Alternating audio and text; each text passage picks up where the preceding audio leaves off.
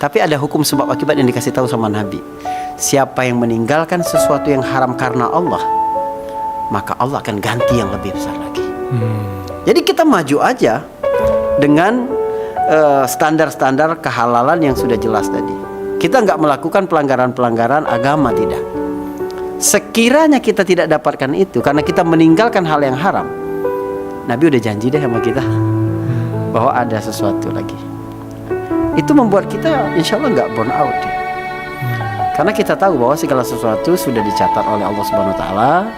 Ya, kita cuma menjalankan perintah-perintah. Nah, perintahnya ini harus tidak keluar dari jalur-jalur itu. Jadi menjadikan Allah sebagai sentrik ini, kita buat semacam ada garis imajiner dalam kehidupan. Garis imajiner itu startnya adalah Allah, finishnya adalah Allah. Ya, jalannya, garisnya juga sesuai dengan syariat-syariat Allah, batasan-batasan Allah.